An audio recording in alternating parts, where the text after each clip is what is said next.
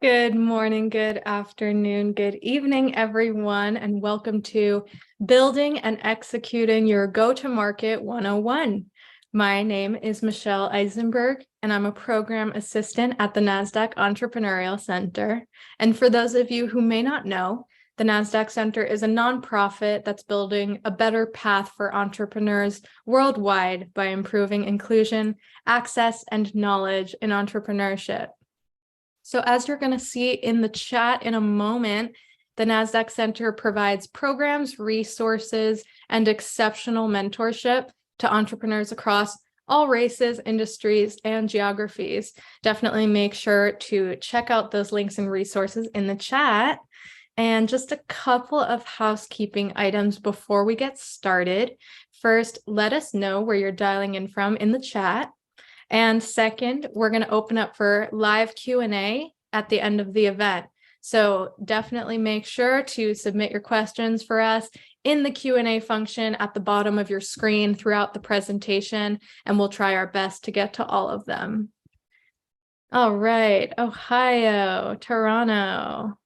Thank you for joining, everyone. San Francisco, awesome. And of course, none of what we do could be possible at the center without all of the amazing support from our sponsors, including NASDAQ, Lehigh University, Bank of the West, Airbnb, KPMG, Wilson Sonsini, Woodruff Sawyer, Microsoft Entrepreneurship for Positive Impact, BPM, and HubSpot for Startups. We are humbled by their contributions and hope you are grateful too. And so before we get started, I'm going to launch just a couple polls to step back and see how everyone's doing today.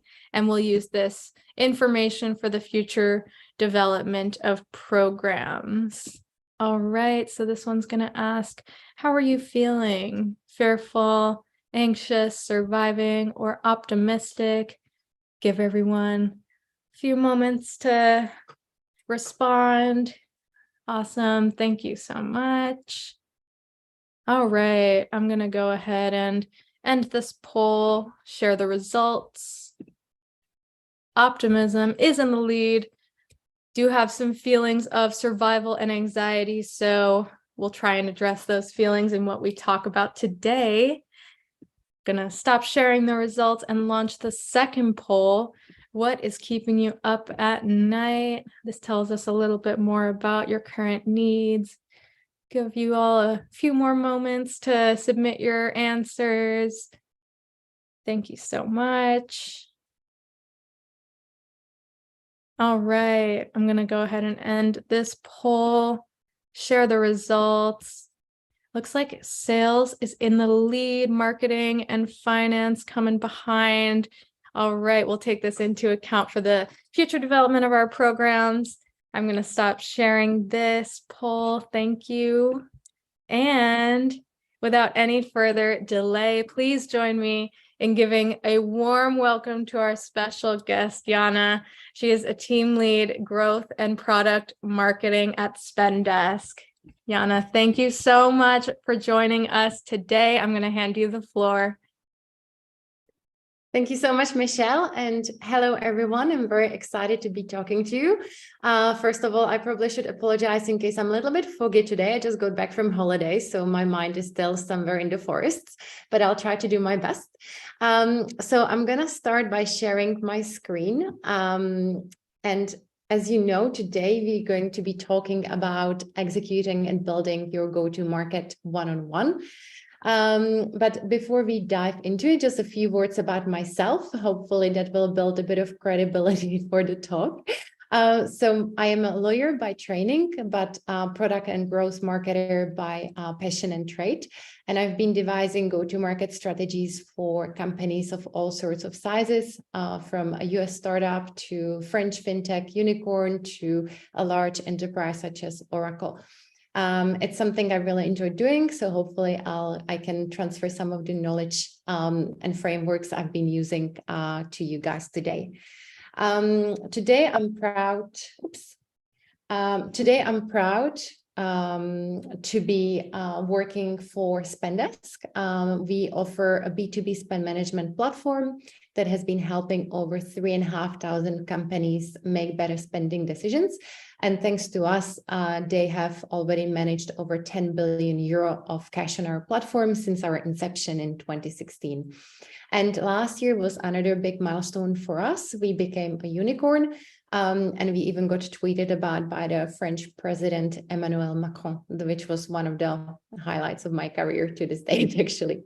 But to this talk, what we're going to talk about today, because I know you haven't dialed in to listen about my background or Spendesk. So as you know, today we're going to talk about go-to-market. Couple of words about my presentation. I mainly wanted to focus on giving you some of the key frameworks and templates I've been using myself, because I felt at the beginning this is like the hardest to get by, to put together, because go-to-market is such a broad topic, and I always really appreciated having some frameworks and blueprint to use to come up with my strategy. So we're gonna look at what it actually is, go-to-market, because I think a lot of people have a lot of different definitions. And then I'm going to go through the key components. Even though there are a lot of frameworks there, I want it to be fairly high level, so it gives you the opportunity to ask questions on the different components that you may have. So there's going to be a big chunk of Q&A at the end. So I encourage you to ask the questions you may have on this. But let's get going. So what is the go-to-market? So at a very basic level, it's basically a comprehensive plan to bring a new product or service to the market. So at this talk today, I'm not going to be talking about the overall business go-to-market. I will really focus on a specific product or service level. To me, there are 5 key components of go-to-market. The first one is target market. The second one is value proposition. The third one is the pricing. Fourth is promo plan or your marketing plan. And the fifth one is internal enablement. And I will talk about each of them in turn. So the first one is target market. So as the name suggests, it is really about which market you're going after. It's the who of your go-to-market plan. And I think the key trap here is often assuming that someone is your target buyer or user when they're not.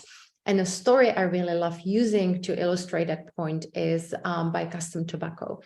So Custom Tobacco, as the name suggests, they're a company that are selling cigars. And they assumed, like many of us would assume, that their target market, their target buyer is a cigar smoker. But actually, their sales weren't great. And when they looked into it, they realized that cigar smokers were not buying their products at all. But there were 2 groups of people that were buying their products. The first group was gift givers, and the second group was event planners. And this quote really sums up the problem in my eyes. So not only were we not solving a problem for cigar smokers, but if a problem did exist, we would not be the solution. What they actually realized that cigar smokers were very loyal people who were not necessarily buying, or they didn't want to change their cigar. They didn't want to try new things. They didn't have a problem that a cigar company could solve in this case. So what I really want to highlight with this case study is that to figure out who your target market is, you actually need to start by analyzing the problem or the pain point you actually want to solve. And that will tell you who your target market is. And the framework I love using in this case, it's job to be done. It's obviously, I could spend the whole talk on going over the framework and what a job to be done is. So I'm just going to go over very high level so you can, you feel confident enough after this talk to look it up yourself to use it. But a job to be done, as the name suggests, essentially maps the job that your product or service is hired to perform for the end user. And a great example that everybody knows is about drilling the hole in the wall. So for example, if someone wants to hang a picture, you may suggest, well, you should buy a drill and drill a hole in the wall to hang the picture. But actually, if you really focus on the job that needs to be done at hand, you may just want to glue the picture to the wall. So there are many different ways to doing that. And by figuring out the job to be done, it will help you figure out who the end user is, who actually has this job to be done, who has that problem that your product may solve for them. So what I suggest to figure out your target persona is to first identify the problem you want to solve by using the job to be done framework. From there, go and define the target persona, and then you can develop the go-to-market around the problem and leverage the persona to implement the go-to-market. What job to be done actually is when we condense it, it's really about using customer research to put together the statement, the jobs to be done statement, which is composed of 3 key components. The first one is a context. So for example, if I'm using the example of the bike, when I leave my bike unattended, that's the context. I want to be sure no one will steal it. So that's the job. I'm hiring some product to perform for me so that I can relax, which is the outcome, the value for the buyer. Couple of things to highlight here.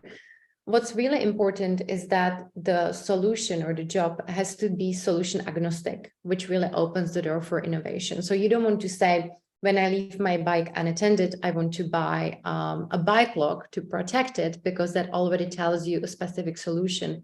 In this case, you really want to leave the door open to all sorts of innovation. And the second, the outcome is basically functional, emotional, or social for that persona. So by using this statement, you can actually figure out who the potential users are. And then as you launch the product and you iterate, you will really confirm your hypothesis through that. So that's the first aspect, it's the target market. And now when you figure that out, another important component of the go-to-market strategy is positioning. That's value. That's essentially the value proposition of your product. Why is it important? This really determines the success of your product, because you can position your product in many different ways. You can position it as a premium product, or you can position it as really easy to use, or you can focus on the ROI. You can focus on so many different values that your product may offer. But you want to focus on value that is the stickiest with a certain group of buyers, but also that leads you to the biggest size of the market that you can capture. So if you get it wrong, you may leave out a huge scope of the market at the door. What's also quite tricky about value proposition is that there is no guidance on how to come up with it. Everyone sort of uses different methodology. And to be fair, there is not really any adopted methodology. But the one that has been really well perceived in the last few years is by April Dunford. She published a book called Obviously Awesome, and it really gives you this step-by-step way of coming up with a value proposition and positioning for your product. So I've condensed it in a super simplistic way here. But the best way to come up with your value proposition is to talk to your existing customers and really focus on those that love your product, because they will tell you why they love your product, what they value the most about a product. And you will use that then to really extrapolate it to a generic value proposition you can use. So that's the first step. The second step, you also need to understand what are the alternatives in the market. An alternative is not necessarily just a competitive solution, but it could be also, for example, if you're offering an accounting software, competition is not just other accounting software, but it could also be pen and paper or spreadsheet that an accountant may be using. So think really widely. And then the third step is to, when you put together what customers love the most about you and what competition offers, what is unique to you, what competition doesn't have. And then the final step, you basically map it all together and you come up with the value that your features really offer to the end customer, because you should always position the value to the customer and not the technical features that your product or service may have.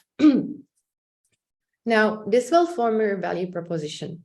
And value proposition gives you an idea about how you should position the product. but it's not a tagline, or it's not like a message that you will always repeat and use everywhere.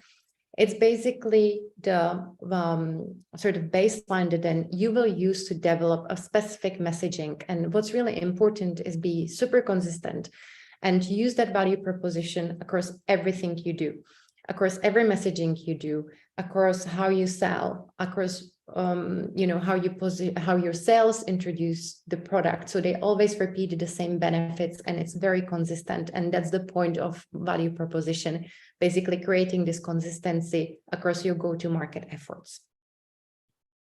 The third aspect of go-to-market strategies is pricing. Again, this can be very tricky. There are a lot of different things to consider. There are a lot of different types of pricing. I've mentioned some of them here just as an example. It could be value-based, it could be competitive, price skimming, dynamic, cost plus, a lot of different ways. My personally favorite one is the value-based one. This may be influenced by the fact I have software background. Maybe some industries prefer different types of pricing. But the reason why I like the one that's focused on value is that it really gives you a lot bigger margin than a lot of other pricing, because basically your ceiling is determined by the value you can demonstrate that you can provide to the end customer. So that's why that's the one I recommend using, especially that's the one that's really popular in software. There are four key things or four key metrics you have to figure out for your price. The first one is, how does your price scale? That's the value metric. So basically, how do you charge? Do you charge per user, or do you charge per transaction, or do you charge per feature? That's basically the metric of how does the pricing scale. Does it scale by number of users, or the amount of hours you use something? And the second one is, how much do we charge? So how much does it cost per user or per feature? The third one is, when do we charge? Is it a subscription-based business, or do we charge once a year, or do we charge every hour? And the fourth one is, what is included? So that's essentially your packaging. What are the different features that are included in that price? There are also many different ways how you can come up with your price. By the way, I'm just looking at my book here. I have a stack of board books right in front of me. And a book I absolutely love and highly recommend is Monetizing Innovation. That tells you a lot about how to come up with the right pricing and packaging. So I really love that book. But a couple of different ways how to come up with your pricing I've highlighted on this slide. And you can actually use several of them at the same time. So this is something I, for example, did in the past. So I was coming up with pricing for a new product at Allpower, and I actually used 5 of these 6 ways that I'm including there. So I actually looked at what's the cost or what's the price of our existing products, because that gave me a bit of a baseline and a bit of a benchmark of how I should price this new product. I also looked at competitive pricing, because even if you go with the value-based pricing strategy, you still need to understand how much your competition prices, because you can't be too far off your competition unless you can justify it. The third one is actually what the budgets are of your buyers, how much they can actually spend. That also gives you an understanding of the ceiling of your price. Your costs give you sort of the minimum benchmark, because obviously you always have to charge your cost plus something. And then value savings you provide is another ceiling that you can charge, because, for example, if your product provides $500,000 a year benefit, you can sort of charge up to certain amount to that $500,000. Another way of approaching pricing is also Van Westendorp survey. And that's essentially a very direct survey that asks potential customers how much is too much and how much is too little. Like you ask very simple, straightforward questions. For example, what price is so low you would start questioning the quality of the product? And that gives you a rough idea. Again, these are assumptions, and you won't really know what the right price is until you actually launch it in the market. And I have come across several times when you do really rigorous survey and then you realize the results that you had in those surveys are totally wrong once you launch a solution to the market. So once you launch the price, you always have to revisit. Especially in the software world, the recommendation is to update your pricing every few months, and don't just set it and leave it and just assume it works, because there are always movements in the market. There are changes in your product that justify the price changes as well. And now the next component of go-to-market strategy is the marketing plan or the promotional plan. And I think it's always a bit tricky to figure out what tactic to use for what product, for what audience.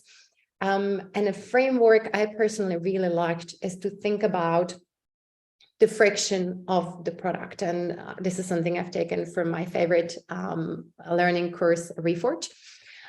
So if you think about the friction of your product, it can be either low or high, right? And low friction product is, for example, Calendly. It's basically super easy to use. It's for free. It's not, it's very easy to sign up. It's very easy to start using it. So there is no friction that your user needs to get over. So in terms of the acquisition strategies and your marketing strategy, it can be very low cost. Because there is no friction that you need the users to help you get over, to help them get over. At the same time, these users, they don't bring much money in because they're free users and they have to convert to paying. And obviously not everyone converts to paying. So you also don't want to spend much money on your strategies. On the other side of the spectrum, you have high friction products. And you can really think of big software companies like, for example, Oracle. They target enterprise, high-level enterprise deals that takes several people to make the decision that, yes, we're going to buy this product. It takes a long time for them to decide. You need to demonstrate a lot of different qualities of the product. The product is very complex. And you need to train people to use it. And sometimes you even need large teams to implement those products in companies. So that means there is a high level of friction that you need your buyer to get over. So you use high friction marketing strategies. So for example, low friction strategies are also low CAC strategies. And that's often virality, like referrals from other users of the product, or SEO, or guides how to use the product. On the other side, the high friction products, they merit high friction strategies on marketing side, which the most sort of costly one is enterprise sales. So you really have to match your strategy to the level of friction that your product has for the buyers to actually start using it. So this is like the high level framework I love using for developing what marketing strategies to come up with. Here on this side, we can go into so much detail, but I sort of wanted to spare you from the detail given how much we are covering, but I'm happy to obviously answer any questions you may have on this particular aspect. And finally, the last component of go-to-market strategies, which I think is often forgotten, is enablement. Because you're not just communicating to the external world, but when you're launching a new product or service, it's really cross-functional effort. You're working on it with people, like with other people from the marketing team, with people from product, with people from revenue, sales, customer success.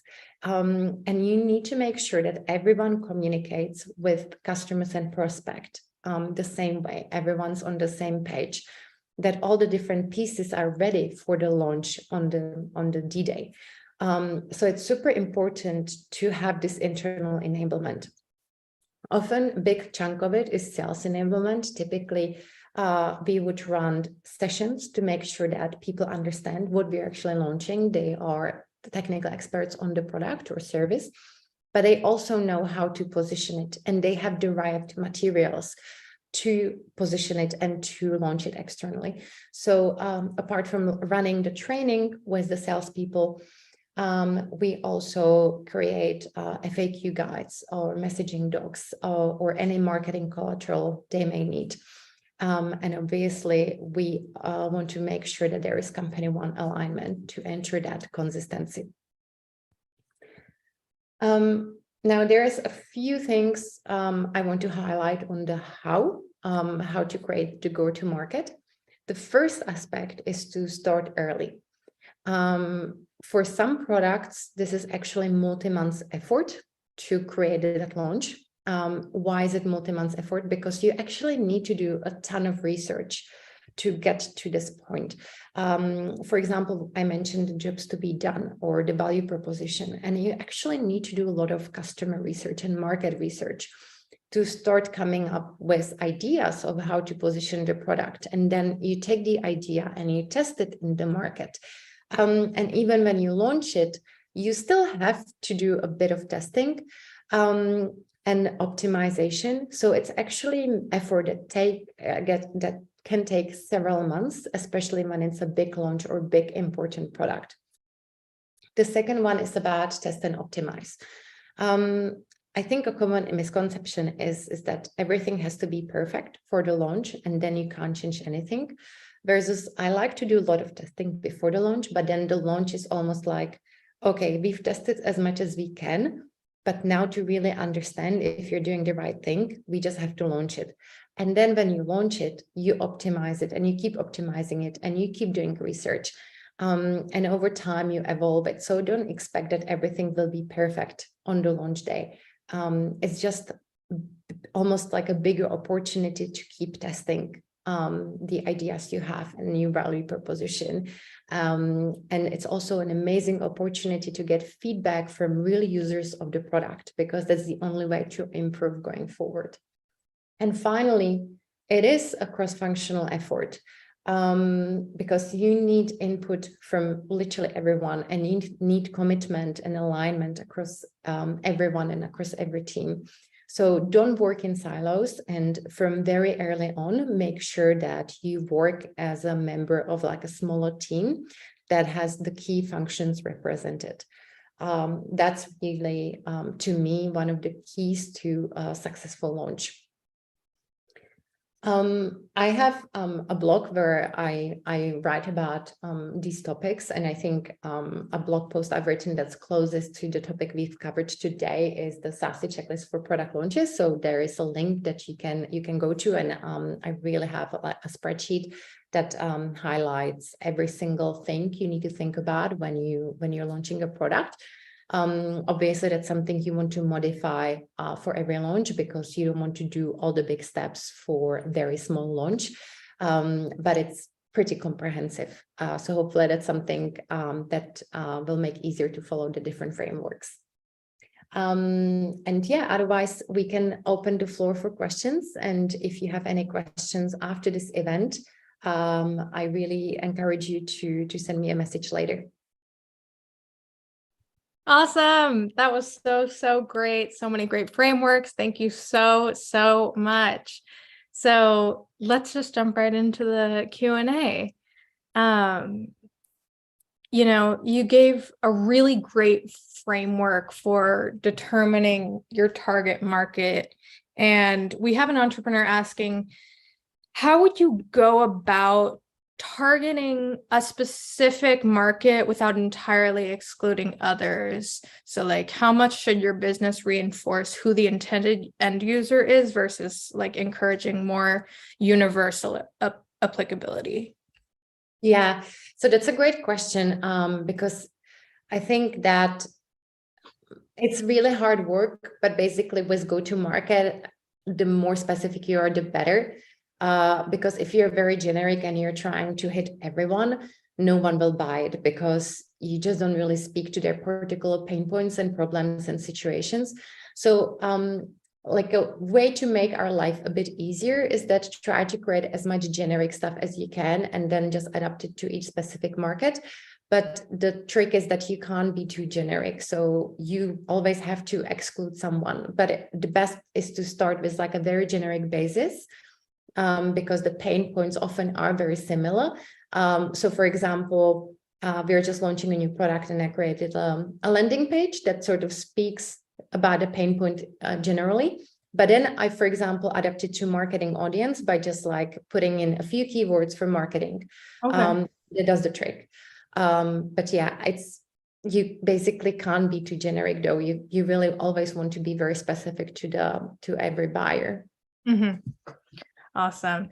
So we have another question kind of asking about how does this fit into like the early stages of an innovative startup? So like, would this kind of come before the validation stage, after, during?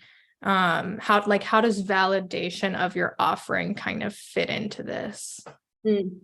So if it's about external validation, I think this framework basically works at any stage, but it's a living document. So I think what changes is how sure you are about your assumptions, because if you're an established company, you probably already tested a lot of the assumptions because you're probably just launching a new product to an existing audience. So you're pretty sure about what you're doing.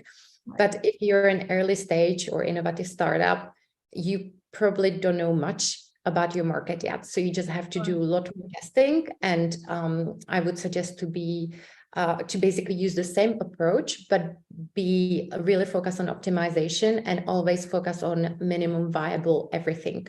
So do small steps, test them, and then like scale as you get the validation from the market of the different aspects. Love it. Super helpful. Awesome. So in reference to your framework for promotion, we have a question about how you would kind of go about measuring the friction of your offering to the buyer. And if you could kind of like go into like a little more detail about some of the examples of how some of these strategies would actually play out in success. So examples, I can like name a few companies maybe to make it more concrete. Sure. So if you think about the low friction, it's basically any B2C or B2B product-led growth company you can think about, basically any freemium, because freemium is based around low friction. It has very low friction in terms of how much you have to learn to use the product. You should basically just open your account and be able to run with it. And it has very low friction in terms of finding the product and making the decision to use the product. So really Calendly, Spotify, like stuff we all use because it's so easy to use. Right. So think about how you found those products. It was very easy. It was very cheap, free type of tactics, like your friends send you a link or you just found it because you were Googling, oh, how do I set up meetings without hassle? On the other side, think about more products that your company uses. That's software within your company, like accounting software, CRM, security software. That's a decision that you don't make as an end user. It's a decision that probably 5 top guys in your company made, or girls, I should say. I use guys as gender neutral. Right. And it probably took them a few months, and it took them, several meetings. There was a demo involved. There was maybe even trial.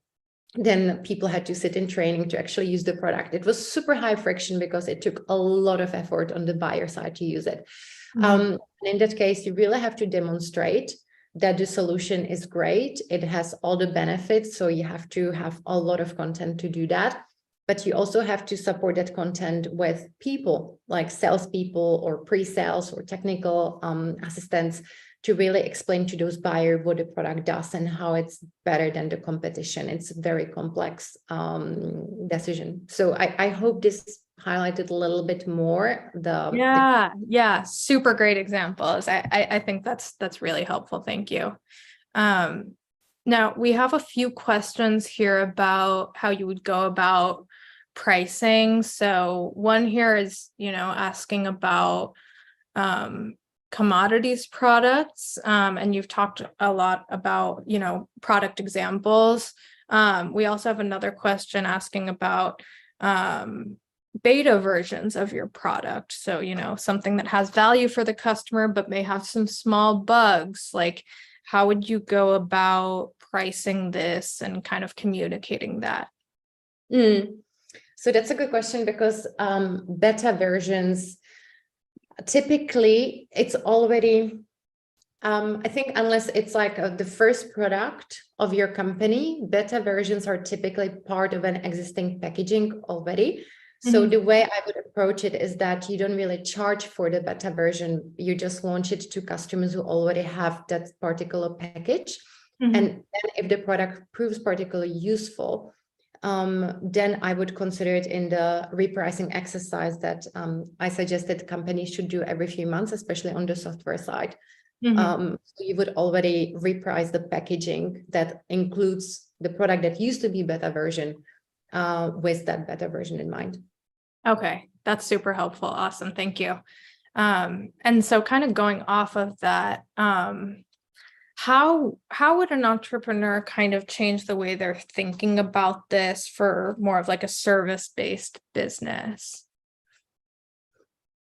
That's a good question. For service-based business, you mean how they would think about beta pricing or pricing in general? Sorry, yeah, let me clarify. How would they kind of think about these frameworks for go-to-market?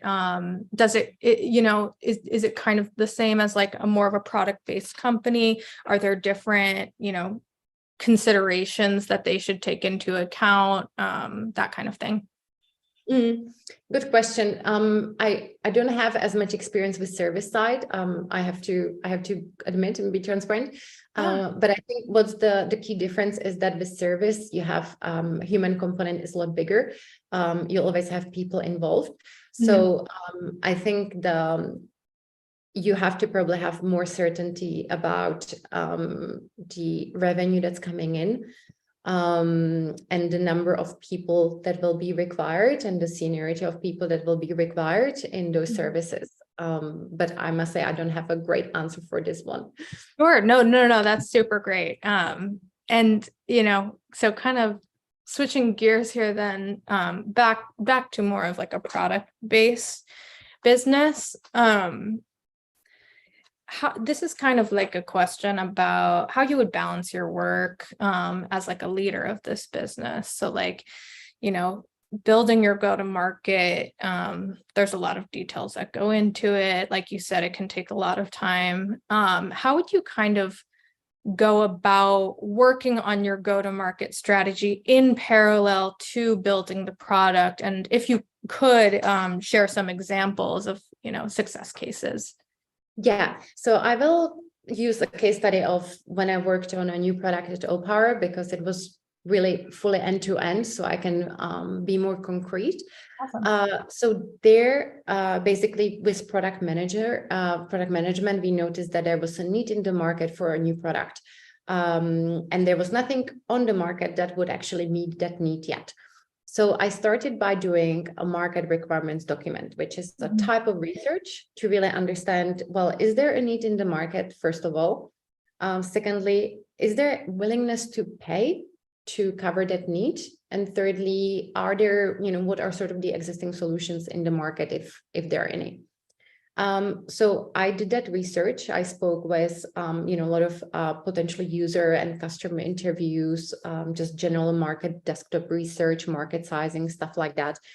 And there was indeed a need that people were willing to pay for. So then with product management, we sat down and we discussed and we agreed, yes, we should keep going forward and we should actually start building like a minimum viable product for this.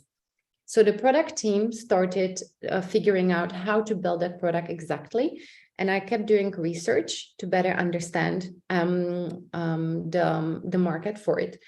And as product team came up with their minimum viable product, we had a workshop with potential customers to, first of all, validate if this minimum viable product plan was a good hit with them, if they had good feedback on that. And we also try to better understand the potential budget for that product that they may have. After the workshop, the product team started actually building the product, and I started going through the go-to-market plan that I've presented to you guys today. So I've did more research on the personas to better understand who these buyers are, how do they actually decide, what their budgets are like. I started building the value proposition and the messaging, marketing collateral that took the messaging into account. I started developing pricing, and all of this you always want to check with potential customers, just to sanity check if it makes sense. We started also training internal sales. And once we had that all together, we were ready to launch. And after the launch, we would have, let's say, bi-weekly meeting with salespeople, because we had a list of target accounts we wanted to go after with the new offering. And we basically checked on the progress, but we also got feedback from the sales team on how the solution was doing, if the price was right, if the positioning was right. So that's roughly how in real life I have approached the go-to-market. And where I would really highlight to spend a lot of time is actually the research aspect, because everything else is based around that. So you always want to talk to potential customers and keep testing whatever you come up with. Love it. And that, it's just going to be applicable to everyone. That's great. So kind of going back to pricing for a moment, we've talked about like the end product and kind of like the beta version. Can you touch on like how that framework would apply to commodities? Commodities is a tricky one, because I think it depends on the market dynamics for each commodity, because some commodity may be very saturated, other commodity may be more dynamic. So probably the value-based pricing may not apply as much to the commodities market. Again, as I'm coming from the product, I'm not an expert in commodity pricing, so I wouldn't have an amazing answer here. No worries. Yeah, I appreciate the honesty. That's great. Awesome. And then, kind of going back to the fundraising aspect for a moment, kind of, when you're going about building this go-to-market strategy, like, do you develop a budget? Like, how do you kind of go about figuring out where your money is going to go? So it really depends, because for most in-house go-to-market work, the budget is basically already sort of accounted for, because the key budget goes into developing the product. And then the other budget you have is more like internal resources. So the time where you may need external budget is, for example, if you don't have like a video marketer in-house and you have to go to an agency to create a video, and then you may need the budget for it. Typically, you just have to create a business case and you really show like, why do we need this to justify the cost? So that's very simple. But again, I would go back to the fact that it has to be cross-functional effort. And if you have everyone on the same page from the beginning, then it's really easy to actually raise the budget. And I must say, I've never came across a problem in terms of raising the budget, because when it comes to go-to-market, especially on the marketing side, the company has already invested so much in actually developing the product. Right.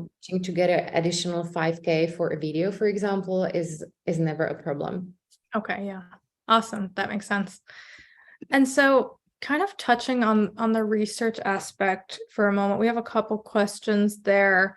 When you're researching and you're kind of understanding the needs of your customers, their willingness to pay, how do you kind of, and you're in those initial stages, how do you kind of go about seeking out those people to kind of test the product, ask those questions? So that's always probably the most difficult aspect of the whole work, is actually getting people to test things on and research. There are a few different ways. So obviously the easiest way is to go after your existing customers, because they're always the most willing to talk to you. Often the product is actually based on a feature or like on a request that's been made several times by your existing customer base. So they're very willing to work with you to create that product. Another way is if you go externally, if you want to target someone who's not your existing customer, often you do need budget for that, because there are agencies that can put you up with users to talk to.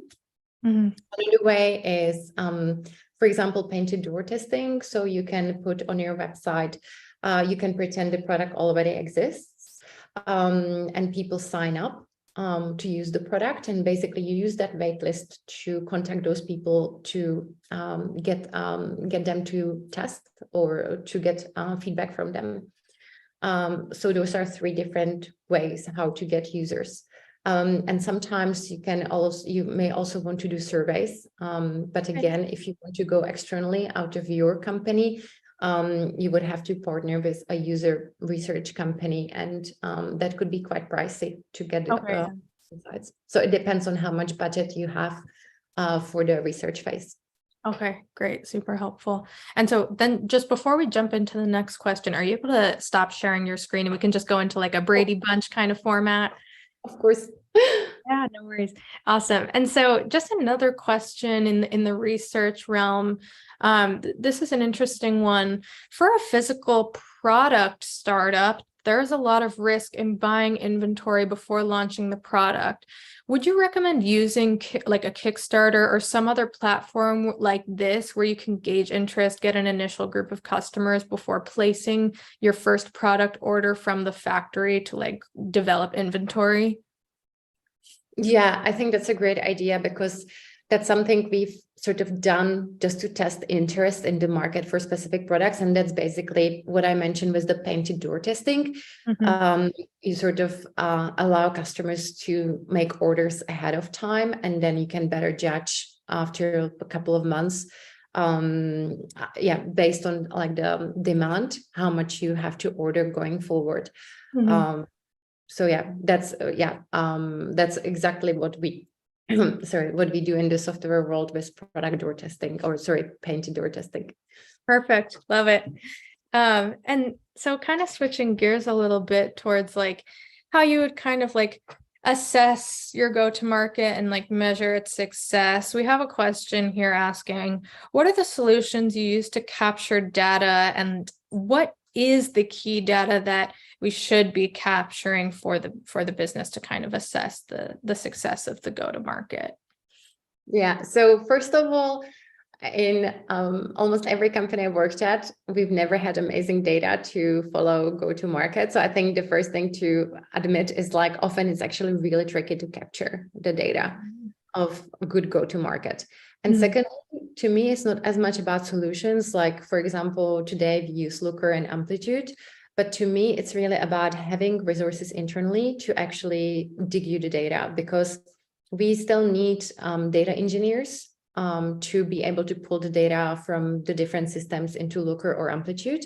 And often there is like a delay in terms of getting those resources to actually set it up technically. So for me, the trick has never been the end solution we're using, but actually ensuring we do have the data engineers to pull the data for us and create the dashboards for us that we need.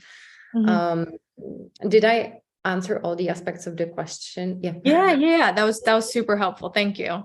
And so, you're probably familiar with Web3 and the metaverse and all of this emerging technology. So not sure how familiar you are with it personally, but we do have a question that I'll throw out there, kind of, highlighting go-to-market tactics in this realm for products in this realm. Do you have any examples of like how you would go about this? If it looks different, if it's kind of like the same thought process? So yeah, interesting question. The way I think about it is that the framework I've shared is not changing, but these new advances just sort of open you door to new tactics. So for example, metaverse, it's almost like a new marketing channel you can use to target your audience, or AI like, especially what we've seen the last few weeks, it really makes your job easier in terms of putting the go-to-market together.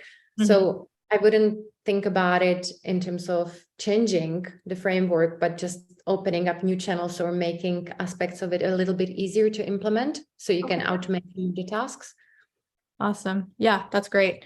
And we have a question here that's a little bit more geared towards your experience personally. So maybe you could just talk a little bit more about like how you got into the business that you're doing now, some of the common failures that you experienced, pivots, successes, as it relates to go to market, or beyond if there's anything else you wanted to share there. Yeah. So most frequent sort of challenges with go-to-market, I think first is the assumptions, especially like the story I've shared about custom tobacco, that just because you're selling cigars doesn't mean that your buyers are cigar smokers. Right. So it's really about don't assume and try to really test and use everything more that it's your sort of hypothesis than the final statement. And then secondly, it's really the cross-functionality, because if someone is not informed or plugged in time, there are often delays. Because, for example, you realize, oh, I haven't told the brand designer that we are doing this, and then the brand designer is busy, and you have to delay your launch by 2 weeks because you're missing a key piece. Or another challenge is not cooperating sufficiently with your product manager counterpart, especially when it comes to software companies. I realize that not everyone in the audience is from software. Yeah. And then there are changes to what product is being launched or to whom or when. And you realize it way too late when you're putting together go-to-market strategy. So I would say the two key pitfalls is really assumptions and then not enough cooperation with the right people. Okay, awesome. That's perfect. And so I think we have time for one last question here. So kind of, for those entrepreneurs that are leading a team that would be kind of building and executing this go-to-market, what advice can you give in terms of supporting that team or, leading them to success in that role? So I would start with ensuring that they have enough resources, or like they have the right resources. So as I said, for example, the data engineers to ensure you have the right metrics you can track, or the right budget for collateral, for example. But it also, they are not distracted, so they can really focus on the launch. So for example, the product team actually can build a product you need to launch, and they're not like pulled away by a ton of different things. And also that there is consistency. So there is not, you're building product and you stick with it, and there are not suddenly like last minute changes because one customer has a specific request. Because if there is no consistency, it makes all the work very difficult and very messy because you don't know what you're launching to whom at the end of the day. Sure. So I would really, basically just ensure it's enough priority on their agendas. There is consistency and they have the right resources. I think to me, those are the key aspect. And then maybe also be human, because it's they're gonna make mistakes, they're gonna launch not the right way, it's launch is not the final product, so treat it as such and really embrace the learning from mistakes, because you will always have something wrong in a launch. Totally. That's awesome. And so if we could just close out with one key takeaway that you want to leave with the audience, what would that be? Personally, when I focus on go-to-market and launches, to me, it's really around trying to research as much as you can and trying to optimize as much as you can, and really focus on the iteration. And, every price point, every value proposition, just take it as like a hypothesis that you're going to keep testing and improving on. And I think that also takes away pressure from you in terms of trying to like launch the best thing, because often it's, it's just a part of the learning process. Yeah. Awesome. This was incredible.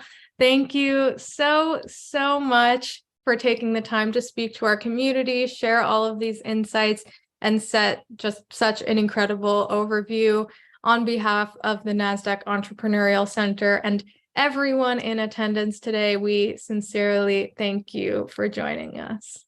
Well, thank you so much. This has been a real pleasure. Thanks everyone for dialing in. Awesome. And for the audience, we would love for you to join us for our upcoming webinars. You can view them in the link that's going to be posted in the chat. Thank you all so much for joining us today, and we look forward to welcoming you back online with us soon.